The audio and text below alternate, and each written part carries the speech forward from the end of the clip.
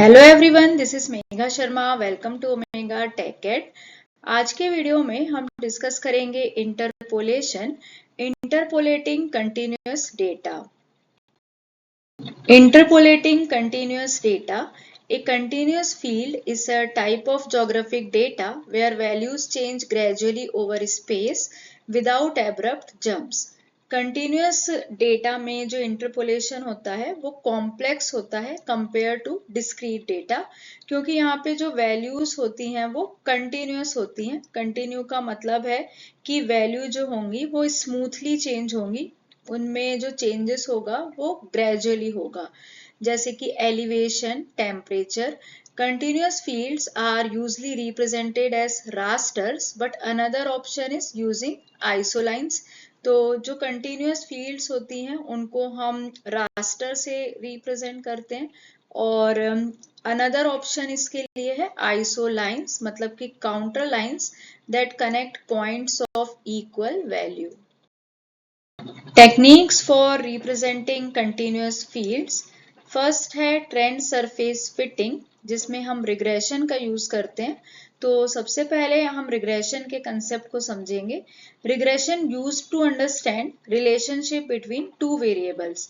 तो रिग्रेशन में हम दो वेरिएबल या दो से ज्यादा भी हो सकते हैं, उनके बीच में किस तरह का रिलेशनशिप है ये फाइंड करते हैं, और रिलेशनशिप फाइंड करने के बाद हम वैल्यू को प्रिडिक्ट करते हैं। तो यहाँ पे जो हिस्टोरिकल डेटा होता है उसके बेसिस पे हम वैल्यू को प्रिडिक्ट करते हैं। तो रिग्रेशन जो होता है वो प्रिडिक्शन में काम आता है और मिसिंग वैल्यूज फाइंड करने में यूजफुल होता है। उसी तरीके से जो ट्रेंड सरफेस फिटिंग है उसमें हम मैथमेटिकल इक्वेशन का यूज करते हैं। मैथमेटिकल इक्वेशन का यूज करके एक स्मूथ सरफेस क्रिएट करते हैं जो कि सैंपल पॉइंट्स पे बेस्ड होता है। इसमें जो मेन आइडिया होता है, जो बेसिक आइडिया होता है वो ये है कि हमें एक फॉर्मूला डिराइव करना है जो कि फील्ड को बेस्ट तरीके से डिस्क्राइब कर सके। यहाँ पे हम पॉलिनोमियल का यूज करते हैं। Often applies polynomial regression to fit a general trend. तो क्योंकि हम पॉलिनोमियल का यूज करते हैं तो ये जो मेथड है ये लार्ज स्केल ट्रेंड को बताती है। इसके एग्जाम्पल देख लेते हैं, जैसे कि predicting average temperature across a region based on historical data. तो अगर हमारे पास हिस्टोरिकल डेटा है किसी रीजन का तो उसके बेसिस पे हम प्रिडिक्शन कर सकते हैं। और इसके दो मेन पॉइंट्स हैं। पहला है कि लार्ज स्केल ट्रेंड्स के लिए ये बेस्ट होती है, गुड है, जैसे कि क्लाइमेट मॉडल, लेकिन ये स्मॉल और लोकलाइज्ड वेरिएशन के लिए सूटेबल नहीं है, क्योंकि इसमें पॉलिनोमियल का यूज होता है और ये लार्ज स्केल ट्रेंड को बताती है। तो अगर स्मॉल और सडन चेंजेस हैं तो ट्रेंड सरफेस जो है वो उसे इग्नोर करेगा, क्योंकि यहाँ पे जो फोकस होता है वो ओवरऑल पैटर्न पे होता है। इसीलिए स्मॉल वेरिएशन के लिए ये यूजफुल नहीं है, सूटेबल नहीं है। सेकेंड टेक्निक है ट्रायंगुलेशन, TIN, ट्रायंगुलेटेड इररेगुलर नेटवर्क। इसके बारे में डिटेल में हम पहले ही डिस्कस कर चुके हैं। जो हमारा वीडियो है वेक्टर रिप्रेजेंटेशन, उसमें हमने डिटेल में TIN के बारे में पढ़ा है। तो अगर आपने वो वीडियो नहीं देखी है तो आप आई बटन पे क्लिक करके उस वीडियो को देख सकते हैं। जैसे कि नाम से ही पता चल रहा है ट्रायंगुलेटेड, मतलब इस मेथड में हम नियर बाय जो पॉइंट्स हैं, जो हमारे सैंपल पॉइंट्स हैं, उनको ट्राइंगल से कनेक्ट करते हैं। और इररेगुलर, इसका मतलब ये है कि ये मेथड इररेगुलर फीचर्स के लिए यूजफुल है, जैसे कि हिल्स, वैली, एलिवेशन, रिवर्स। इस तरह के अगर इररेगुलर फीचर्स हैं तो वहां पे इस टेक्निक का यूज होता है। ट्राइंगुलेशन में हम नियर बाय सैंपल पॉइंट्स को ट्राइंगल से कनेक्ट करते हैं, और हर एक जो ट्राइंगल सरफेस है उसका यूज करके हम वैल्यू को एस्टिमेट करते हैं। Connect nearby sample point with triangles and each triangle surface is used to estimate values in between points. Example है creating a 3D terrain model from elevation points। और जैसे अभी हमने देखा कि जो ये मेथड है ये एलिवेशन मॉडल्स और डिटेल टोपोग्राफिक मैपिंग के लिए यूजफुल है। जहाँ पे इररेगुलर फीचर्स होगा वहां पे ये मेथड यूजफुल रहेगी, लेकिन ये मेथड लार्ज डेटा सेट के लिए यूजफुल नहीं है। नेक्स्ट टेक्निक है inverse distance waiting. Inverse distance weighting assigns more weight to nearby points when estimating values at unknown locations, assumes that closer points are more similar than distant ones.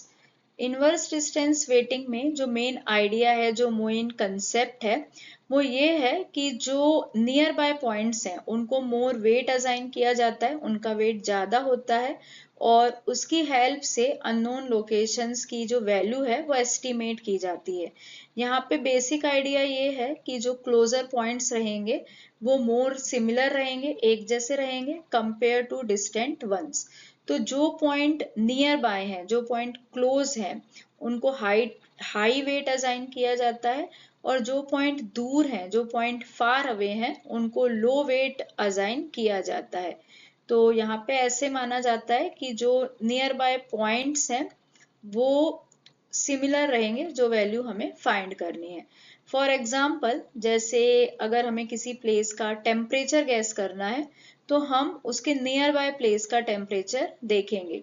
जैसे कि near by place में अगर temperature 30 degree centigrade है तो हम ये assume कर लेंगे कि उस प्लेस का टेम्परेचर भी 30 डिग्री सेंटीग्रेड होगा। इसका एक और एग्जाम्पल है estimating air pollution levels based on sensor data. तो जैसे हमने टेम्परेचर अज्यूम किया उसी तरीके से हम पोल्यूशन लेवल भी एस्टिमेट कर सकते हैं। अगर हमें किसी अननोन प्लेस का पोल्यूशन लेवल एस्टिमेट करना है तो हम देखेंगे कि उसके आसपास जो सबसे नियर बाय लोकेशन है उसमें एयर पोल्यूशन लेवल कितना है।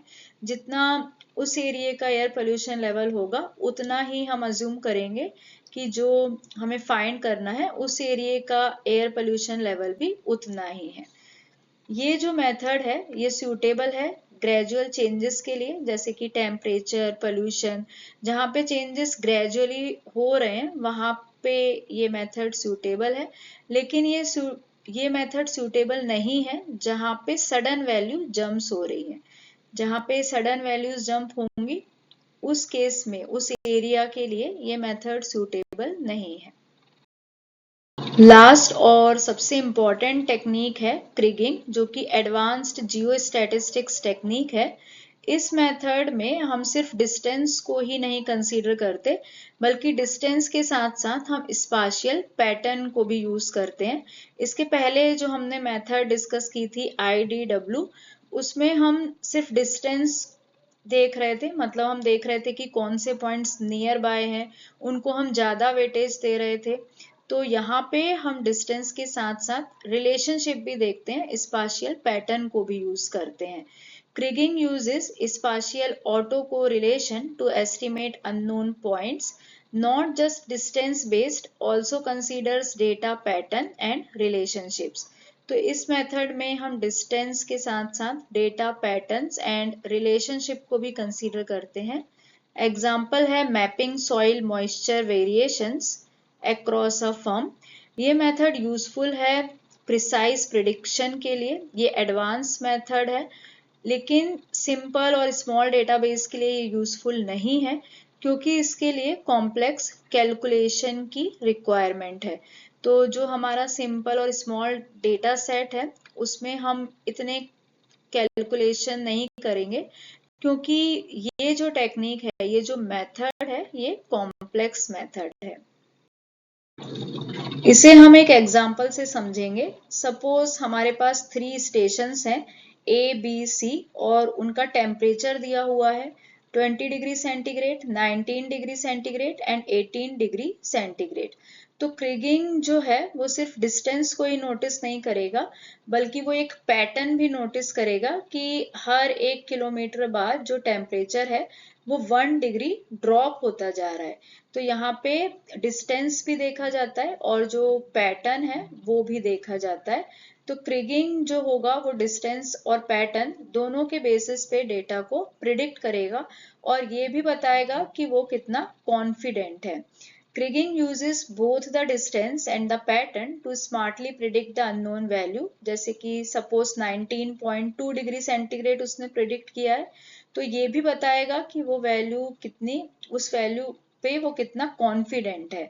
It also tells you how confident it is in that estimate, such as saying it's likely between 19.0 and 19.4 degree centigrade. तो इस तरीके से इसमें प्रिडिक्शन होता है. सबसे एडवांस मेथड है, इम्पॉर्टेंट है, क्योंकि इसमें हम डिस्टेंस के साथ साथ जो डेटा का पैटर्न है वो भी एनालिसिस करते हैं, वो भी यहाँ पे कंसीडर किया जाता है, नोटिस किया जाता है. अगर हमारे पास कंटिन्यूअस डेटा है तो मिसिंग वैल्यू या फिर जो अननोन वैल्यू है उसको प्रिडिक्ट करने के लिए, उसको एस्टिमेट करने के लिए हम इन 4 मेथड में से कोई भी मेथड यूज कर सकते हैं. डिपेंड करेगा कि हमारा डेटा और हमारी रिक्वायरमेंट क्या है.